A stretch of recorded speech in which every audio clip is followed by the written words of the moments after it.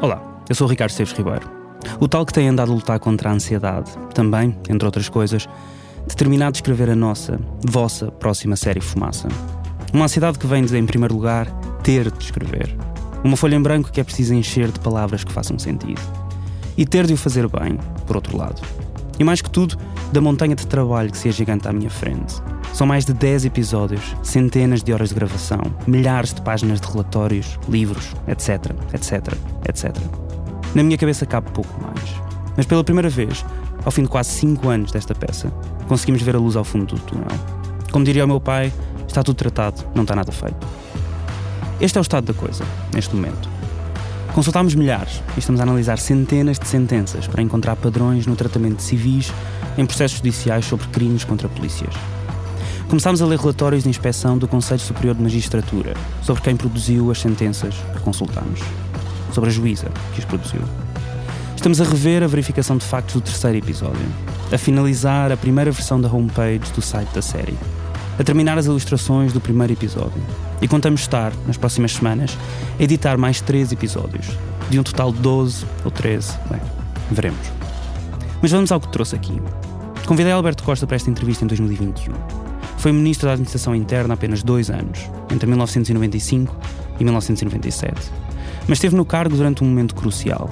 Não só foi durante o seu mandato que se criou a Inspeção-Geral na Administração Interna, IGAI, a chamada Polícia das Polícias, como foi por esta altura que se começaram a focar as polícias portuguesas no chamado policiamento de proximidade. Vão ouvir sobre isto muitas vezes durante a série que vamos lançar em breve. Foi sobre este e alguns outros temas que falámos nesta entrevista.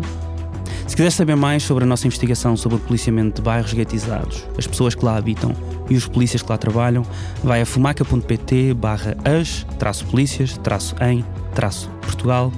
O link é mais fácil, talvez, está na descrição do episódio também. Agora sim, fica com a entrevista a Alberto Costa. Até já.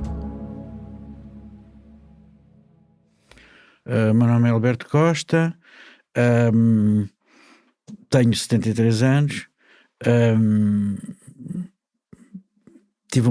Participei nos movimentos, no tempo da juventude, nos movimentos contra o fascismo, estive preso,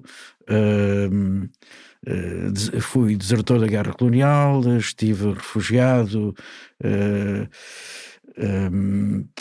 candidatei-me pela oposição numa lista e fui rejeitado pela informação da PIDE. E regressei a Portugal depois de 25 de Abril e entre outras atividades, além de advogado, fui deputado e fui Ministro da Administração Interna entre 95 e 97 e mais tarde Ministro da Justiça entre 2005 e 2009. Depois ainda estive durante mais alguns anos como deputado e atualmente dedico-me apenas à advocacia em tempo muito reduzido. Um dos seus principais objetivos no que toca à polícia quando tomou posse como Ministro da Administração Interna era focar-se numa estratégia, estou a citá-lo, orientada para os problemas. Aliás, foca-se bastante nisso no livro Esta Não É a Minha Polícia. Ao invés de uma orientada para a instituição. Acho que é assim que a define. O que é que isso significava na prática?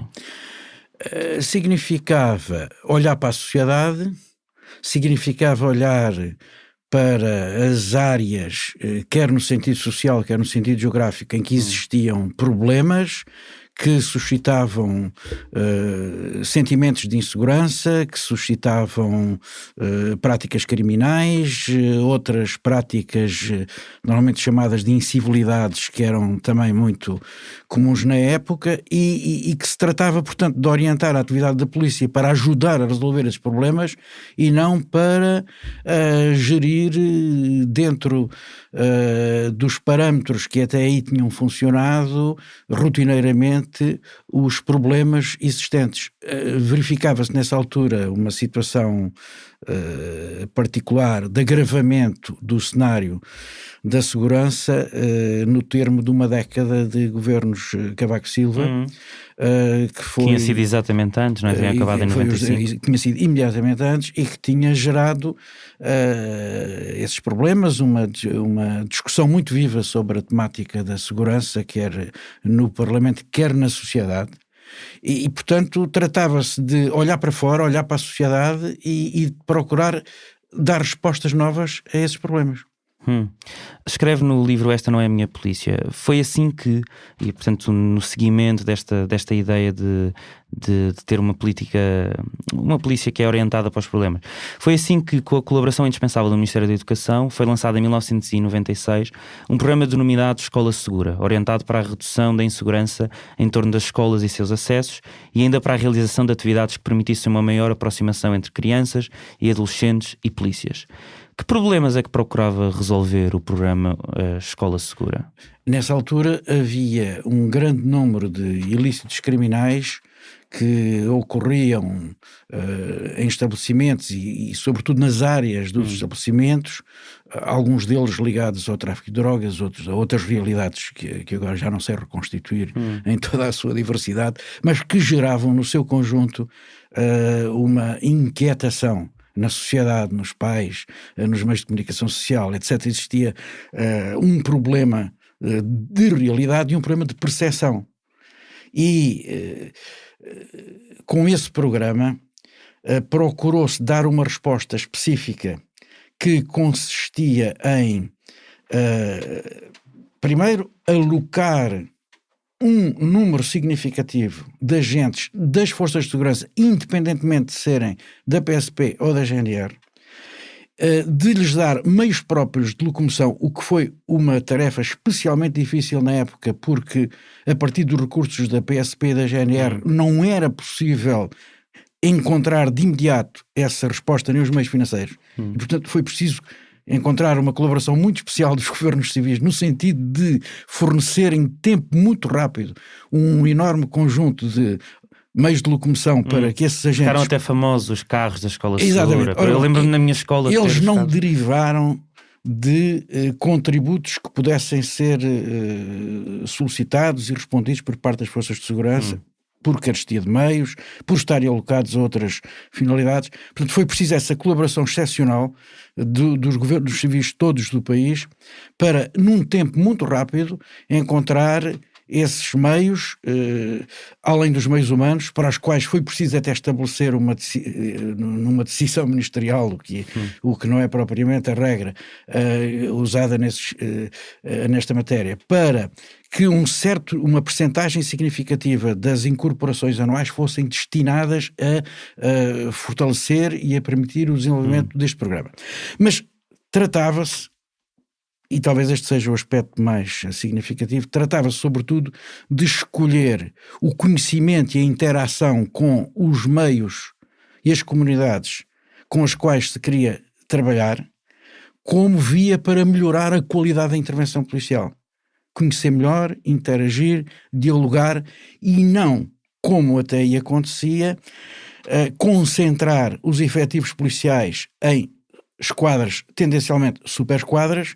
Quando havia um problema, acudiam ao local, resolviam o problema como podiam e regressavam ao lugar anterior. Isto é o contrário do modelo de polícia próxima, de polícia que conhece, que interage, que dialoga, e o programa Escola Segura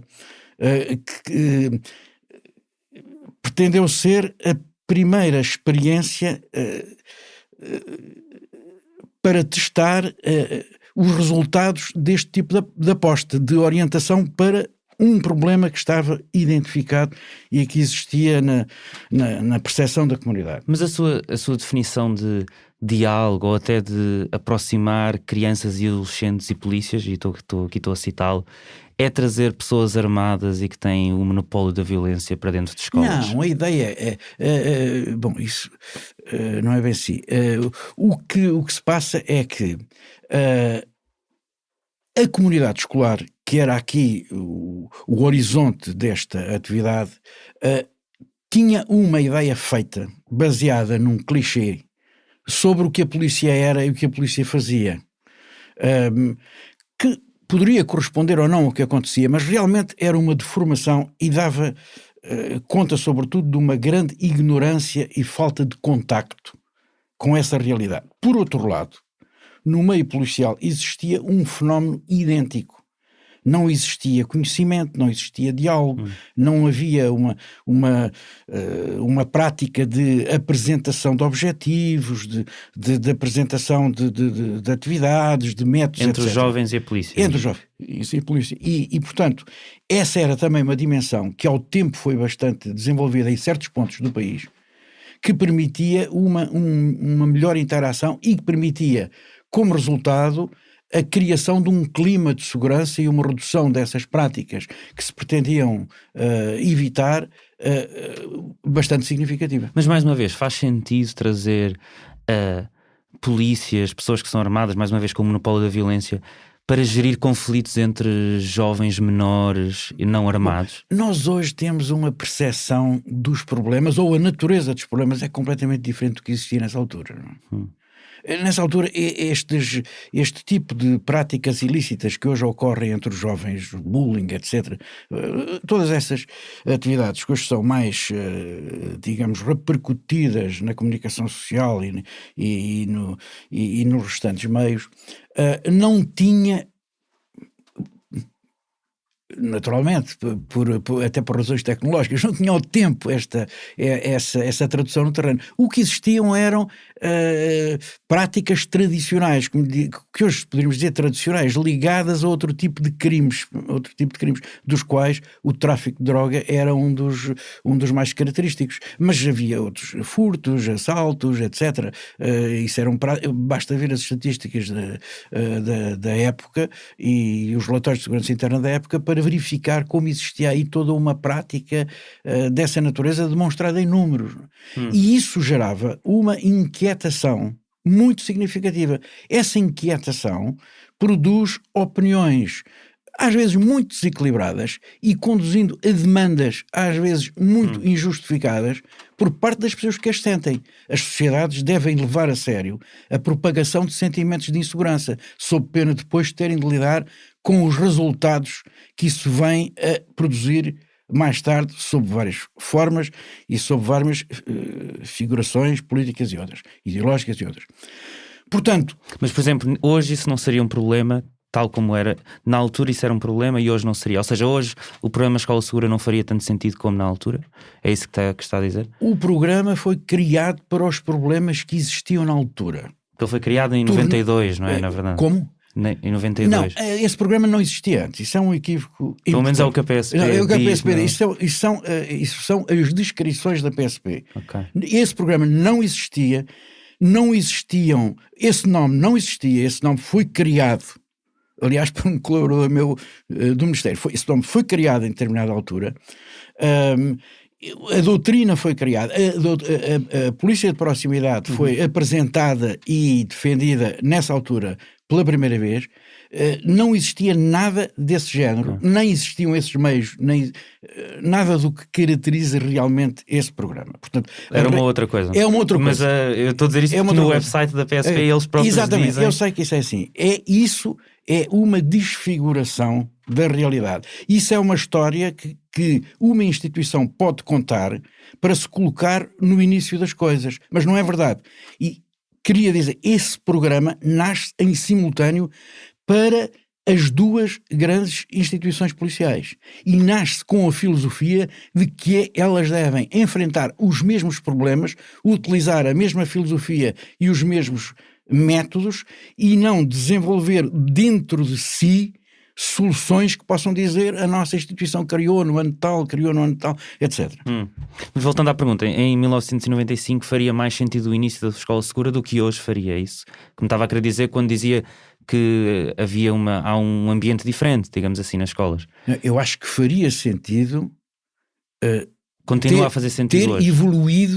Ter evoluído em relação a conteúdos, a alvos, a práticas, a métodos, etc. Isso valeria a pena ter evoluído. Não sei, em rigor, se evoluiu muito, se evoluiu pouco. A realidade era diferente e ao tempo foi uma resposta e que teve ao longo dos anos uma avaliação positiva. A prova é que foi sendo mantida, reformulada, em certos casos aprofundada, etc. E passou a constituir um exemplo, uma referência em relação a essa polícia de proximidade ambicionada.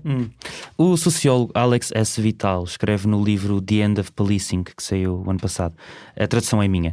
Toda a gente gosta da ideia do polícia do bairro que conhece e respeita a comunidade. Infelizmente, esta é uma ideia mítica da história e da natureza do policiamento urbano. O que distingue a polícia de outras instituições é que ela pode usar legalmente a força. As pessoas vão resistir-lhe e ver os seus esforços como intrusivos e ilegítimos. A polícia vai reagir e resistir defensivamente com um aumento da assertividade. O policiamento de proximidade não é possível sob estas condições. O policiamento de proximidade é um mito.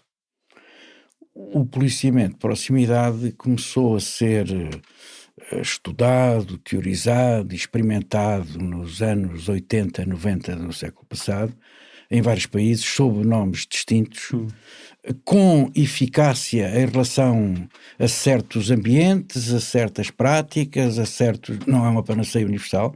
Há vários problemas que não podem ser resolvidos desta maneira, mas se fizer uma análise de resultados país a país, encontram-se muitos balanços com aspectos francamente positivos. Não quer dizer que para todo o tempo, para todo o sempre e para todas as finalidades a que a polícia e as atividades de segurança devem acudir possa dar a solução, não é isso. Tratou-se de orientar para problemas. Mas em que sítios em que sítios ou em que ambientes para resolver que práticas é que o policiamento de proximidade resultaria? Alguma vez o policiamento de proximidade vai resultar num bairro pobre, os bairros que a polícia chama de problemáticos, hoje chama-se zonas urbanas sensíveis? Não sei se a experiência foi feita, porque no período em que estive no Ministério da Administração Interna, as iniciativas concretas que se fizeram nesse domínio foram, além da dirigida à escola, foi o lançamento do programa dirigido aos idosos, que também ocorreu nessa altura. Violência doméstica também, não? E a preparação das forças policiais para a violência doméstica. Isto é, as forças policiais estavam a uma enorme distância do problema da violência sobre as mulheres. E uma questão prévia que se punha, que foi lançada e que teve o seu centro inicial no Porto, com o programa Inovar, foi começar a sensibilizar e a preparar as forças policiais para receberem as queixas, as denúncias e através de um ambiente que não constituísse uma segunda penalização das próprias vítimas. Não houve tempo nessa altura para pensar... Era um trabalho mais de formação até. Era um trabalho de formação para que houvesse um melhor conhecimento, uma melhor interação, um melhor diálogo, um diálogo que até aí não existia, baseado em compreensão das características dessa violência e dessa nova ameaça, e isso, quero recordar, isso foi feito em 1996, não é? Quando toda esta problemática da violência doméstica estava ainda para se desenvolver. O mesmo em relação aos idosos, porque hoje o problema da solidão dos idosos, das pessoas frágeis que são vítimas de uma coleção de crimes que estão identificados, etc., é um tema vulgar. Porém, estamos a falar de há meio século atrás. E há meio século atrás, estas iniciativas criavam um campo de experiência e de resultados que era preciso avaliar e ir evoluindo. Não sei se isso aconteceu ou não, e portanto não posso dizer mais do que isso. Mas esta ideia do agente de bairro que conhece a comunidade, é possível fazer em bairros pobres, periféricos, onde as pessoas se sentem elas próprias injustiçadas historicamente pela polícia? A ideia do agente de bairro, eu diria um pouco um mito, uma coisa de romance francês do princípio do século XX, uma coisa, isso não corresponde à realidade nos dias de hoje. E, portanto, as coisas têm que ser, os problemas de segurança têm que ser pensados de uma maneira mais baseada em conhecimento, mais baseada em várias disciplinas de conhecimento, em interação, em diálogo, etc. Isso como metodologia para encarar os problemas e tratar também dos problemas de segurança em comunidades com essas características, penso que continua a ser fundamentado. Ninguém resolve melhor um problema desconhecendo a realidade do que conhecendo-a. Conhecê-la é um bom princípio. para além de conhecer, tem que escolher os métodos adequados para identificar as raízes dos problemas, para tratar de comparar soluções, etc. Conhecer o que se fez noutros países com experiências mais desenvolvidas nessa matéria e tudo mais. Isso, a meu ver, continua a ser mais interessante do que contrastar o polícia de bairro, que já não existe com essas características, com os modernos destacamentos das grandes polícias, que aliás não são as únicas atividades caracterizadas pelo monopólio do uso legal das armas. Os polícias distinguem-se dos exércitos, das forças armadas. E é preciso também ter uma reflexão própria sobre o que são as polícias. De que forma? Que às vezes qual é a grande diferença? De que forma é que elas se distinguem? Olha, e aqui podíamos estar numa aula de 3 horas, não é? Uma aula de 3 horas. Recito-lhe apenas uma frase que achei graça, dita, que eu vi há um quarto de século atrás. As Forças Armadas preparam-se todos os dias, devem preparar-se todos os dias para fazer ou para intervir em problemas que até podem nunca ocorrer. E até ficamos satisfeitos por nunca ocorrer. Porém, as forças de segurança preparam-se muito menos e nem sempre todos os dias para problemas que acontecem todos os dias. E, portanto, têm de ter uma atenção e uma capacidade de identificar e não só os problemas, como também as soluções a aplicar, que exige uma atividade de formação constante. Esse era um dos outros grandes problemas que existia há um quarto de século atrás. Não é? A formação, quer escolar, quer a formação específica para a função, era muito, muito reduzida. E portanto, se pensarmos em forças,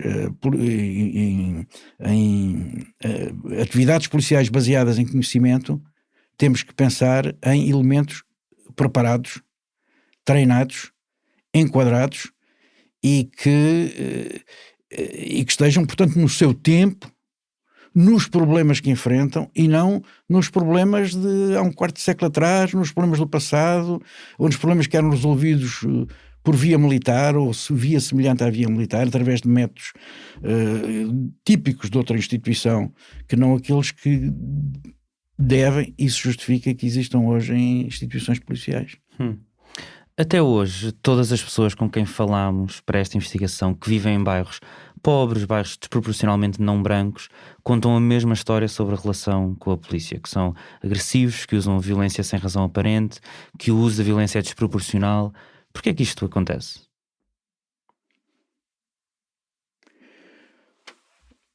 Primeiro, existe a realidade. Se a realidade é assim, se os que estudam, os que noticiam, os que acompanham a realidade encontram lá essas características, se encontram lá essas características, essa realidade está lá. É claro, é preciso ter presente a realidade, as representações da realidade, as representações dos intervenientes, etc. Portanto, a indagação do que realmente existe é mais complexo do que uma pura síntese, não é? Mas essa realidade, numa medida significativa, existe lá. Em muitos casos, ela tem origens de muito diversa procedência. Eu estava a falar há minutos do tema da formação. Como é que é possível? Por exemplo, eu verifiquei a enorme dificuldade em reagir a um ajuntamento ilegal.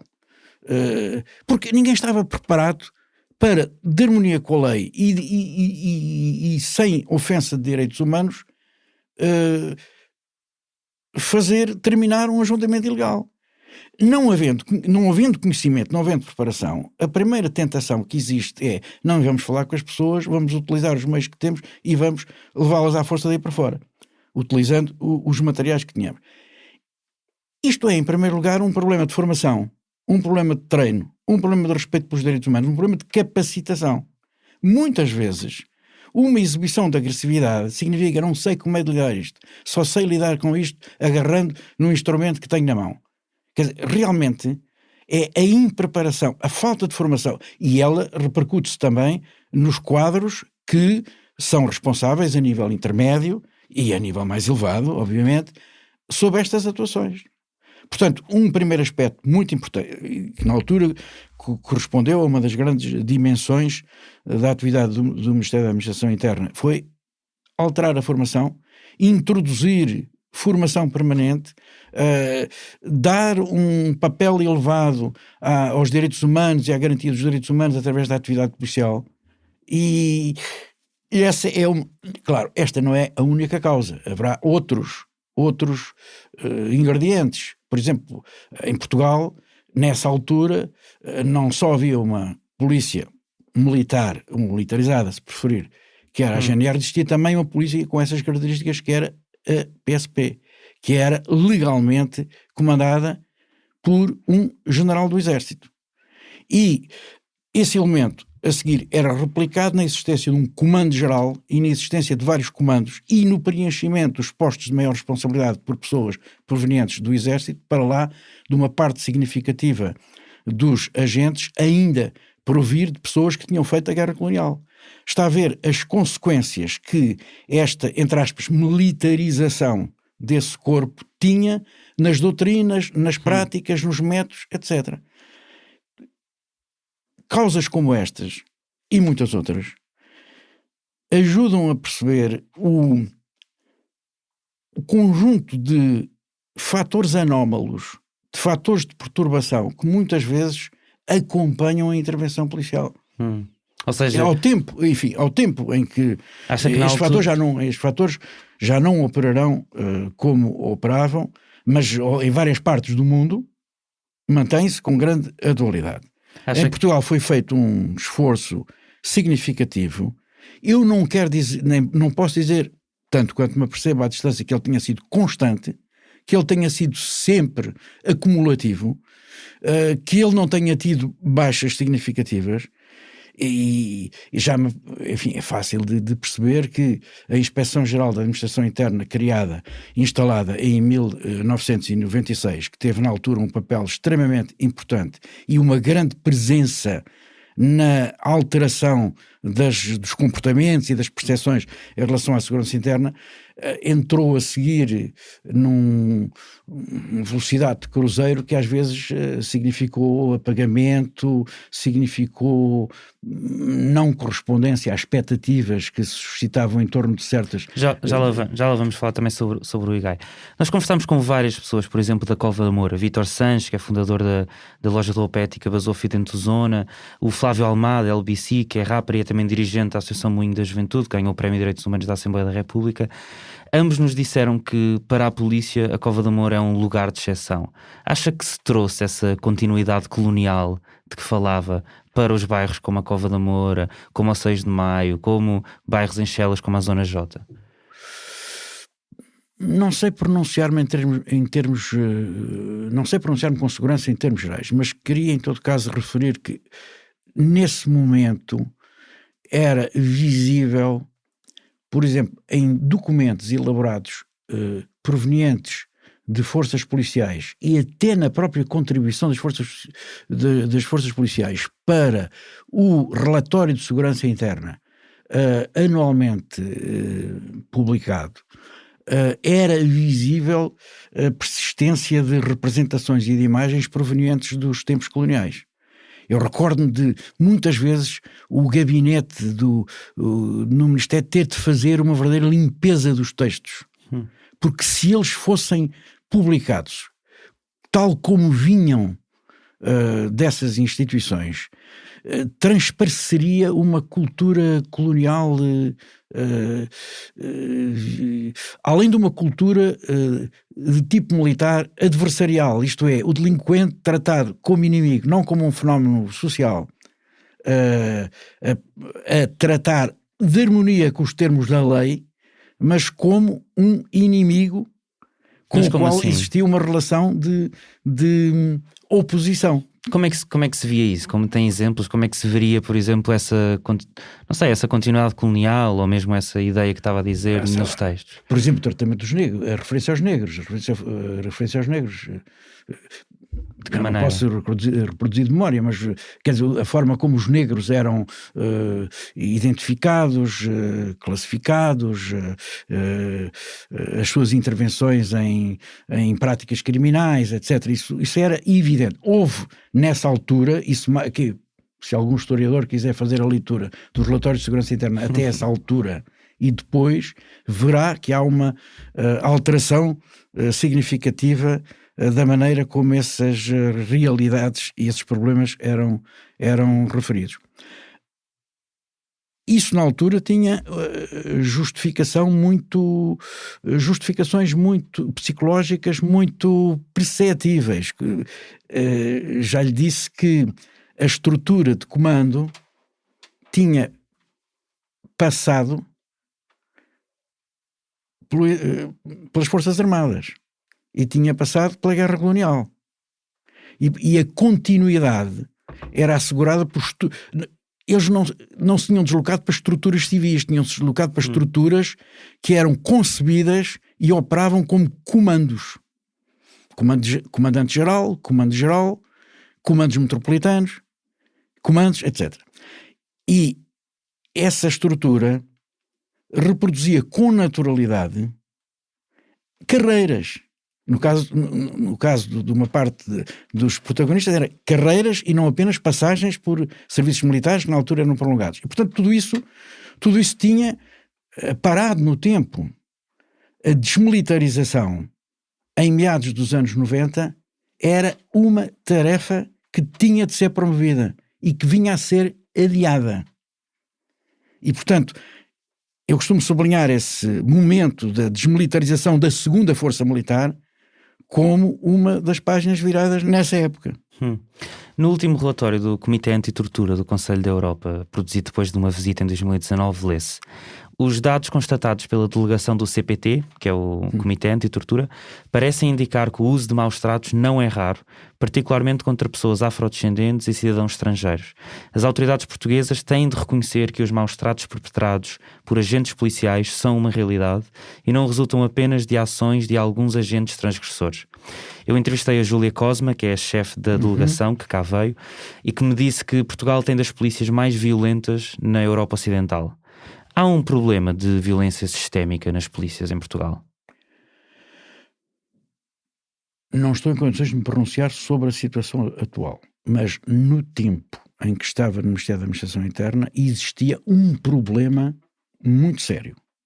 Primeiro, não existia nenhuma estrutura exterior às instituições policiais que se ocupasse das práticas.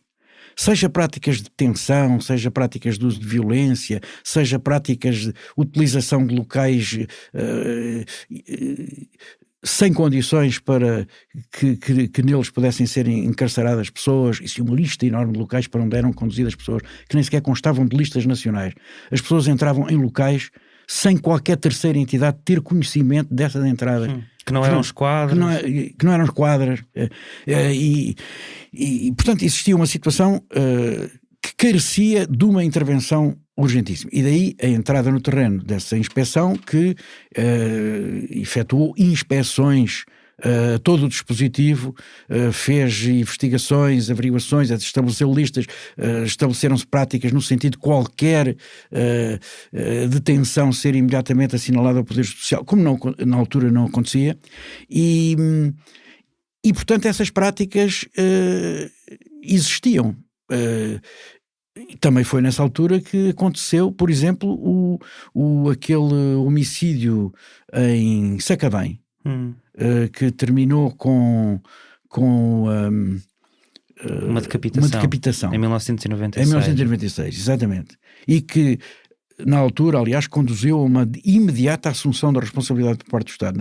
Na semana a seguir, e de uma indenização. Conhecimento disso, o Conselho de Ministros, formalmente, na semana a seguir, assumiu a responsabilidade por essa prática ter ocorrido numas instalações do Estado e perante e às mãos de pessoas que o Estado tinha treinado, enquadrado e que eram seus funcionários, e, portanto, aceitou a responsabilidade e aprovou imediatamente a concessão de uma indemnização à família lesada. Quando comparado, por exemplo, com o caso que aconteceu ainda há pouco tempo, ano passado, do Igor Omniuk, um cidadão ucraniano que foi assassinado num centro de detenção de imigrantes, onde teve obviamente envolvimento de pessoas, agentes do CEF, foi uma reação bastante diferente que este governo teve, não foi? Foi. Acredito que passaram-se meses acredito que tendo havido uma morte em instalações pertencentes ao Estado ou sob o controle do Estado para aquele efeito, e com intervenientes públicos, impunha-se de imediato o Estado a assumir a responsabilidade pela situação e pela morte do cidadão ucraniano. Se fosse adotado o método de há 25 anos atrás, o Conselho de Ministros, na semana seguinte, assumiria a responsabilidade pela situação. E porquê que acha que isso não aconteceu? Qualquer pormenor relacionado com a culpa, maior ou menor, com o tipo de crime, etc., seria apurado posteriormente e produziria as retificações que fosse necessário. E provavelmente nem o seriam. Mas... porquê que acha que isso que não aconteceu? Não posso entrar na cabeça dos decisores responsáveis por essa situação, mas o padrão utilizado em 1995, em 96, desculpe, o padrão utilizado em 1996, conduziria a uma assunção mais rápida de responsabilidades. Isso teria tido grandes vantagens, a meu ver, quer no plano interno, quer no plano internacional. No último... não é esse que é o motivo do ato. O Estado deve assumir a responsabilidade pelos factos em relação aos quais tem uma real responsabilidade. Esta situação é uma dessas. Há pouco dizia que o IGAI, depois, obviamente, da sua saída do Ministério, entrou a dada altura em velocidade de cruzeiro. O que é que queria dizer com isso? Queria dizer que nos primeiros anos houve uma proatividade, uma procura de problemas, de práticas, de coisas incorretas, de queixas, de conteúdo de queixas, e um esforço no sentido de elevar a capacidade e o conhecimento em relação a direitos humanos, em relação às práticas, a melhoria dos procedimentos que não garantiam suficientemente esses direitos. Houve uma presença no terreno muito significativa. No terreno, na comunicação social, muito significativa, que tinha por trás a ideia que era a ideia do Ministério da altura: temos problemas nesta matéria, vamos resolvê-los, temos que resolver. Não era a atitude de dizer, esses problemas não existem, que era a atitude do período anterior, era, esses problemas não contam, ou esses problemas não existem. Nessa altura, a posição era diferente, esses problemas existem, vamos ter de combatê-los, vamos combatê-los. E essa percepção e essa tarefa constavam da agenda pública. E eu acho que isto era muito nítido para quem viveu esses anos. A historiadora Susana Durão disse-me em entrevista que foi desde o mandato de António Costa como Ministro da Administração Interna, no governo de José Sócrates, que fez parte, mas já numa outra pasta da Justiça, que o IGAI passou a ter menos atenção, menos meios, menos recursos. Concorda? Não investiguei esse ponto o suficiente para partilhar essa conclusão, mas no plano público, a ideia que a atividade da IGAI transmite é uma ideia muito mais diminuta. A partir desse momento? Por essa altura. Mas, enfim... Convém lembrar que o IGAI esteve vários meses sem inspetor-geral depois da saída de António Rodrigues Maximiano, exatamente nessa altura, não na altura em que António Costa estava à frente do Ministério da Administração Interna. Nessa altura estava ocupado com outros problemas e não vivi esses com o pormenor que me permitisse julgá-lo. Eu queria incidir, em todo caso, na ideia que, por essa altura, acentuou-se um processo de redução da imagem pública, da capacidade e da percepção da capacidade dessa instituição. Ora, a percepção dessa capacidade é muito importante, quer para o público, quer para as instituições policiais. Uma análise mais fina permitiria ir mais longe, mas eu não a fiz.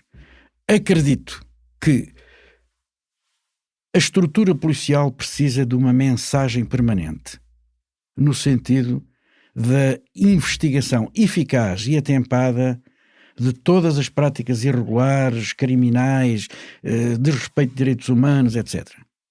Essa mensagem, existindo e sendo emitida com regularidade, é um fator de prevenção extraordinariamente eficaz. Se não existir, os problemas acumulam-se, as investigações atrasam-se, e acrescento também um ponto.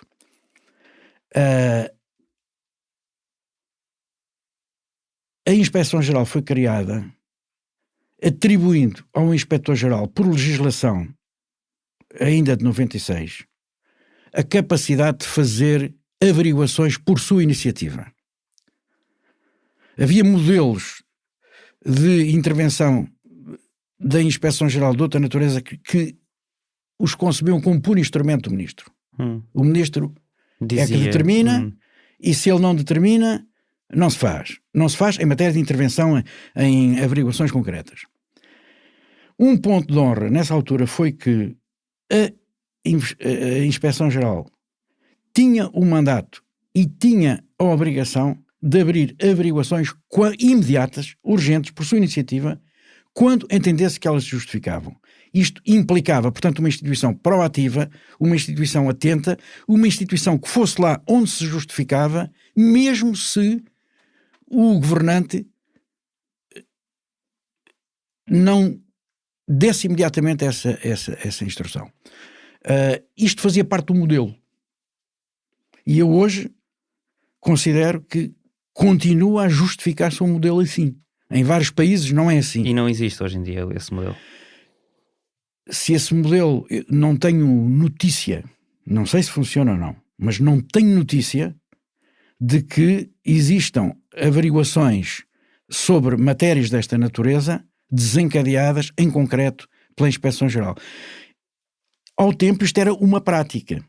Para além de, por exemplo, recordo-me de ter, nesse caso por determinação do Ministério, ter cometido à Inspeção-Geral da Administração Interna uma avaliação do exercício do poder disciplinar dentro das instituições. Porque havia uma anomalia que era a seguinte: na administração da justiça disciplinar, das penalidades de natureza disciplinar, os desrespeitos e violações de direitos em relação ao público davam lugar a penas sistematicamente mais brandas, quando existiam, do que nos casos de situações de desrespeito da hierarquia ou de violação de regras hierárquicas, o que era de facto inconcebível. A disciplina tutelava melhor o desrespeito, por exemplo, para com os superiores ou as desobediências, as infrações a regras hierárquicas, do que as infrações no relacionamento com o público, nas intervenções. Isso numa altura que a fiscalização era interna, não é? Portanto, era ela própria hierárquica. Exatamente. E, portanto, a intervenção externa permitiu identificar esse tipo de desvios e permitiu elaborar alterações, diretivas, instruções, no sentido de remediar esse tipo de adulteração dos próprios valores que a disciplina policial deve assegurar.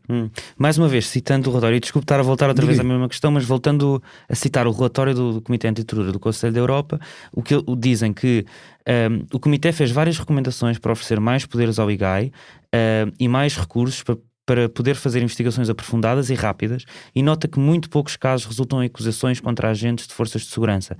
A Júlia Cosma dizia-me também que este governo não tem como uma estratégia, como uma prioridade resolver este problema, e por isso é que eu lhe perguntava há pouco, porque a historiadora Susana Durão me dizia que foi a partir do mandato de António Costa no Ministério da Administração Interna que o IGAI passou a ter menos atenção, menos meios e menos recursos. Aquilo que eu quero tentar perceber é se há um padrão, se para este primeiro-ministro hoje em dia, que antes era ministro da Administração Interna, isto não é uma prioridade. Não. O problema é saber o que se passou, ao longo do tempo. Acredito que passado uns anos do início da atividade da IGAI, este mesmo processo de diminuição do seu papel tivesse começado a gerar-se, não é? E portanto não posso acompanhar ipsis verbis o que me diz, mas posso reiterar que esse papel, correspondendo a um problema existente, passou a ser desempenhado com menos proatividade, com menos resultados, com menos visibilidade. E, portanto, essas referências parecem verosímeis. A violência policial, como dizia até há pouco, não é uma coisa de agora. Aliás, dezenas de pessoas entre 1986 e 1995 foram mortas por balas disparadas por polícia, mais 73 pessoas no total. Devíamos ter desarmado as polícias na década de 90? Não, nunca tive essa percepção, e parece-me que a resolução de muitos problemas continua a carecer desse tipo de recurso a armas, embora as armas sejam sempre adaptadas ao tipo de missões. E ao risco que é avaliado e previsto para cada situação. Essas experiências foram conduzidas em certos países, mas não em todos, não na maior parte dos países. E eu não me experiências de desarmar. De desarmar, sim. E alguns dos países que é suposto terem feito, na realidade vamos fazer o exame concreto e não é bem assim. Mas não sei como é que as coisas se colocam hoje, não fiz esse estudo. Há 25 anos isso nunca esteve na minha cabeça como possibilidade, nem parece que tivesse realismo, pragmatismo, não parece. Mas as polícias o problema está sempre em regular o uso adequado das armas de fogo e o acesso a elas. E para isso, ao tempo, como esse era um problema existente, o uso inadequado de armas, incluindo armas de fogo, também nessa altura foi atribuída a realização de um estudo para estabelecer uma regulamentação sobre o uso de armas de fogo, o acesso e o uso de armas de fogo, coisa que foi feita também pela IGAI, nessa altura, dentro deste espírito. Aliás, portanto, o Inspetor-Geral António Rodrigues Maximiano defendia, aliás, o uso de armas não letais em, por exemplo, operações como controle de manifestações, etc. Mas isto está tudo dentro do modelo que é adequado. O acesso e o uso de determinado tipo de armamento tem que ser adequado, estritamente proporcionado aos eventos e à natureza dos riscos que estão envolvidos neles.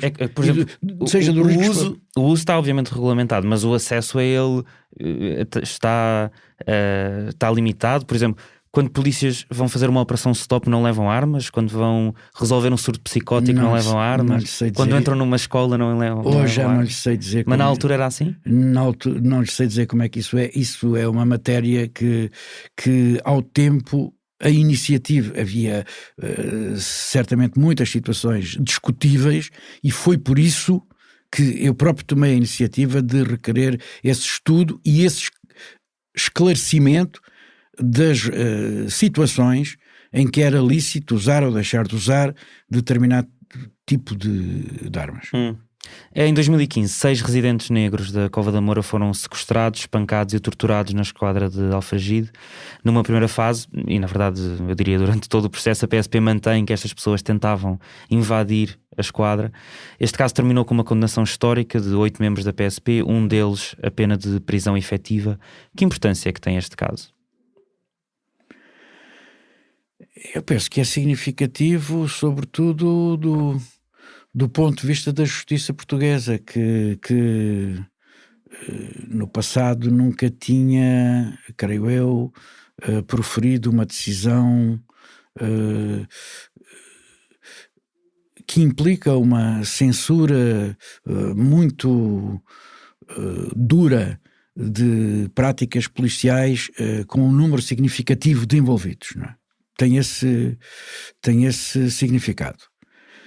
Tem também um outro significado que penso que se liga com a nossa conversa anterior, que é a existência de uma Inspeção-Geral da Administração Interna deveria ter garantido em prazo muito mais rápido uma visão dos factos que não fosse tão diferente dessa que acabou por prevalecer em tribunal.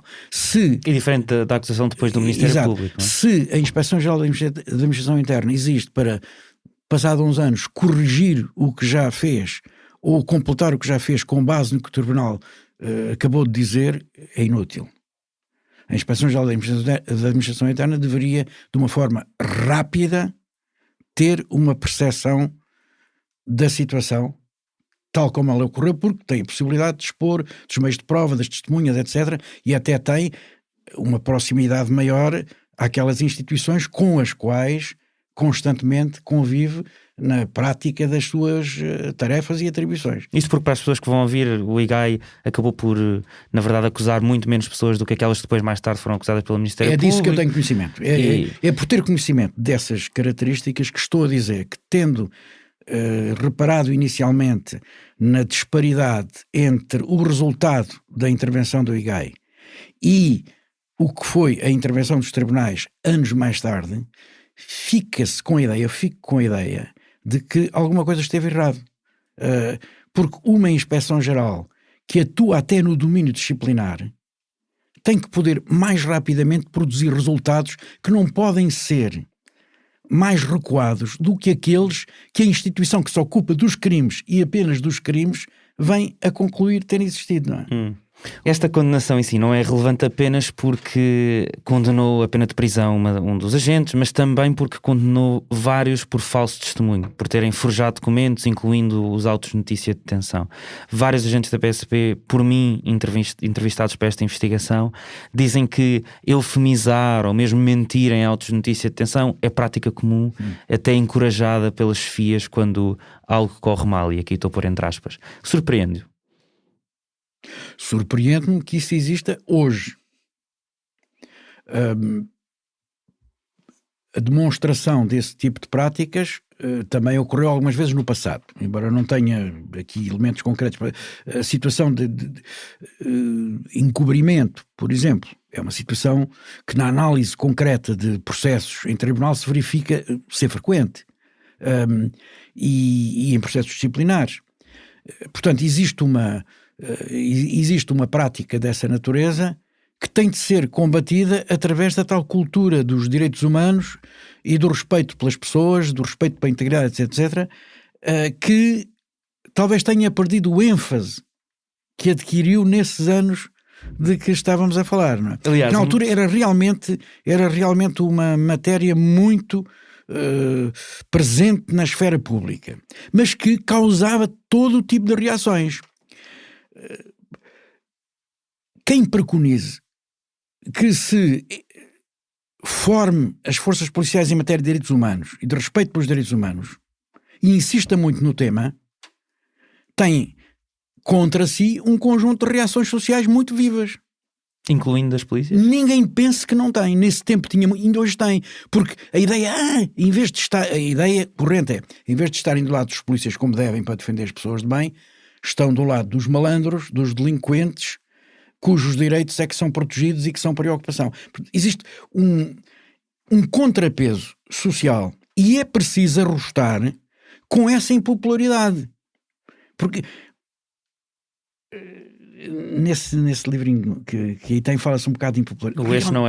Esta não é a minha polícia. Realmente, os temas que envolvem crítica da polícia são muito impopulares.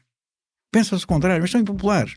E, portanto, o político que gere os seus resultados, a sua imagem, a sua carreira, o momento seguinte da sua carreira, não quer arcar com os inconvenientes de passar a imagem que está preocupado com os direitos daqueles contra os quais a polícia é suposta intervir e não o contrário.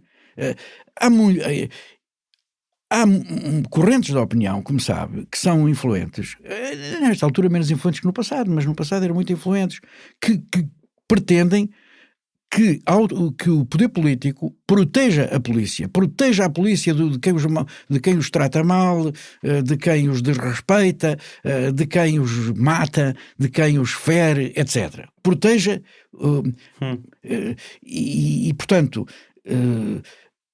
fora de uma cultura de direitos humanos, em que mesmo as pessoas que praticam crimes têm direitos que devem ser salvaguardados.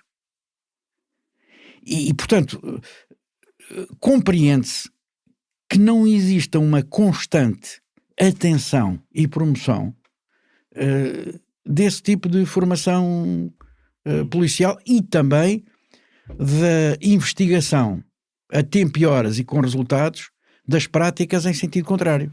Foi anunciada em março a criação de uma nova função na GNR, na PSP e no CEF, um oficial de direitos humanos, é esse o nome, que será responsável pela monitorização do novo plano de prevenção de manifestação de discriminações nas forças e serviços de segurança, que foi criado depois de uma auditoria que a IGAI fez a partir de 2015. Vai também haver novas diretivas no recrutamento, para que seja mais diverso. Parece que isto voltou a ser uma prioridade, não é? Não estou em condições de comentar essa matéria, não conheço exatamente esses tópicos. Só posso dizer que essa agenda deve reservar um papel muito importante a uma instituição suprapolicial, isto é, não apenas interna a uma polícia ou outra polícia, onde as coisas podem ser promovidas por entidades internas, mas a um nível suprapolicial, externo às cadeias hierárquicas de cada polícia, e também no plano público, no plano político. Parece-me que é uma agenda que tem de ter uma expressão significativa. Escreve no livro Esta Não É a Minha Polícia que a liberdade sindical da polícia foi uma das suas prioridades, apesar de acabar por não conseguir, enquanto no seu mandato como ministro da Administração Interna, vê-la cumprida. Conte-me um pouco essa história do que aconteceu. A liberdade sindical era um objetivo desse programa governamental, mas era um objetivo a alcançar num tempo, de forma gradual, num tempo que tinha que ser prolongado, porque havia várias limitações, a principal das quais é que a instituição da liberdade sindical só podia ser instituída com o apoio de 2/3 da Assembleia da República. E o Partido Social Democrata, que na altura era presidido pelo atual Presidente da República, Marcelo Rebelo de Sousa, opunha-se à liberdade sindical. Todos os debates feitos no Parlamento, não só durante o período em que eu estive no governo, mas até ao termo dessa legislatura, não conduziram a qualquer alteração da posição do PSD. Aliás, o PSD votou contra em 99, não é? Exato, isso é exatamente. E portanto, só mais tarde é que foi possível obter, e penso que em 2002, penso que foi 2001. Votou a favor em 2001, pelo menos, não sei depois exatamente. Portanto, em 2001, portanto, no final da legislatura seguinte, porque essa legislatura terminou em 2002, é que foi possível obter essa adesão, que nessa altura até foi do PSD e do CDS. Foi uma surpresa, porque passou-se de uma situação em que ambos recusavam essa decisão e passaram a apoiá-la também. Para além da resistência do PSD, existia uma enorme resistência por parte dos comandos. Os comandos eram militares. Os comandos militares eram completamente opostos à liberdade sindical, mesmo quando ela não fosse acompanhada do direito à greve, como acabou por não ser. E, portanto, existia um caminho a percorrer. O objetivo era, desde o primeiro momento anunciado, o nosso objetivo é este, mas as dificuldades são estas e estas e estas. Vamos percorrê-las com perseverança, com paciência e alcançaremos o objetivo. E realmente ele foi alcançado. Mas não deviam ser precisos 6 anos para que, de 95 a 2001, não deviam ser precisos 6 anos para que forças como o PSD e o CDS alterassem a sua posição em relação à matéria da liberdade sindical. É preciso dizer que no princípio do período existia uma grande oposição no Parlamento por parte dessas forças à instituição da liberdade sindical. Estamos a falar de liberdade sindical e porque os temas do sindicalismo na PSP e no meio policial são muito mais complexos, envolvem outros temas, mas creio que não vale a pena. Ainda assim, as polícias, como disse, não têm direito à greve. Porquê é que agentes da polícia têm menos direitos laborais que outras pessoas? Do ponto de vista jurídico, porque a Constituição prevê essa possibilidade de limitação de certos direitos, do exercício de certos direitos. Do ponto de vista constitucional e jurídico, nada a apontar. Mas a Constituição pode mudar. Sim. A Constituição pode mudar, mas na generalidade dos países europeus acontece assim. E eu não vou agora, digamos, reproduzir a tantos anos de distância as razões que justificam que assim seja. Poderíamos querer ter uma originalidade portuguesa, mas ao tempo em que nós tratámos desta matéria, nem sequer liberdade sindical havia. Tínhamos 2 polícias militares, comandadas por 2 generais. Tínhamos uma oposição do PSD a tudo o que significasse diminuição da autoridade. Todas, por exemplo, a substituição, a aprovação como é que, para falar corretamente, a alteração da legislação conducente a que um civil pudesse ocupar o lugar que até aí era exclusivo de generais, teve uma reação negativa no Parlamento, na sociedade. No dia em que finalmente foi possível substituir um general por outra personalidade, uma sondagem no país dizia que a melhor opção, na preferência do público, era um general e não uma personalidade que não viesse das Forças Armadas. Isto para retratar o ambiente em que então nos movíamos. Consegue imaginar um mundo sem polícia? Francamente não consigo imaginar. Não consigo imaginar. Há muitas utopias, eu também podia professar uma utopia qualquer que incluísse essa característica particular. Mas não consigo. Não vejo no meu horizonte de vida e no horizonte, enfim, das pessoas que conheço, não consigo imaginar. Portanto, não vai de encontro aos movimentos abolicionistas da polícia? Bom, o abolicionismo é praticado em relação a todas as instituições, acho perfeitamente criativo, que também se aplica à polícia, mas basta olhar para a experiência das sociedades passadas para ver que quão difícil será exemplificar com uma que tenha abolido esse tipo de intervenção, não é?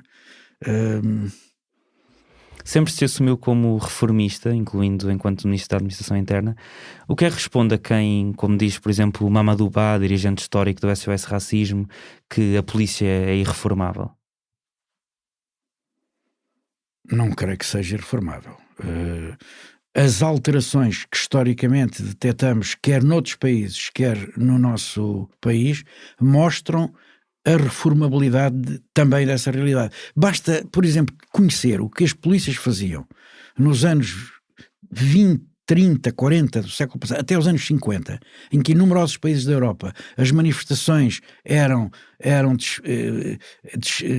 dispersão das manifestações era feita com tiro real nas grandes avenidas de grandes capitais europeias. Basta saber um pouco da história da polícia para perceber que as polícias de hoje são substancialmente diferentes daquelas que existiram no passado.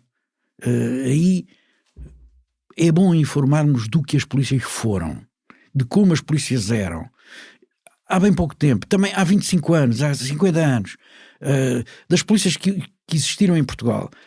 Às vezes esses juízos tão categóricos escondem uma certa ignorância das realidades que foram sofridas por pessoas às mãos de instituições antes de reformadas. Inspetora-Geral da Administração Interna, Anabela Cabral Ferreira, reagiu à avaliação de Alberto Costa do trabalho da IGAI, em entrevista ao Fumaça, no ano passado. Perguntei se discordava do que disse o antigo ministro. Foi isto que disse. Completamente. Pelo contrário, acho que eu diria que relativamente aos processos que são instaurados precisamente por despacho meu, por comparação com aqueles que são instaurados por comunicação dos serviços prisionais ou das próprias forças de segurança, eu digamos que haverá alguma paridade no número de processos. Portanto, isso é a demonstração de que, enfim, procuramos estar atentos. Olha, acabei neste momento de terminar a abertura de um inquérito. uma notícia que saiu ontem e que me preocupou, não é? Eu terminei a abertura do inquérito, portanto, nem pensar. Acha que é injusta a crítica? Acho profundamente injusta. Já a PSP recusou comentar o conteúdo desta entrevista. Cito, por imperativo legal de isenção política. E dizem que não têm em arquivo as contribuições que enviavam para o relatório anual de segurança interna nesta altura, que Alberto Costa considerou coloniais. Ouviram sobre isto na entrevista. Também enviámos perguntas à GNR sobre as considerações que ouviste, sem resposta. Esta entrevista foi feita e preparada por mim, Ricardo Seves Ribeiro, o Nuno Viegas fez a edição, o Bernardo Afonso foi responsável pelo som, fazem ainda parte da equipa Fumaça Joana Teresa Batista, Luís Marquês, Fred Rocha, Maria Almeida e Margarida David Cardoso. Não seria possível andar há quase 5 anos atrás de uma história se não tivéssemos uma comunidade de quase 2.000 pessoas que acreditam que este tipo de jornalismo é importante o suficiente para nos oferecerem uma contribuição mensal para que continuemos o nosso trabalho. Muito, muito obrigado a quem o faz. Continua a ser surpreendente, na verdade. Se queres ajudar-nos a criar a primeira redação profissional de jornalismo totalmente financiada pelas pessoas, junta-te à comunidade Fumaça em fumaca.pt/contribuir. Até já.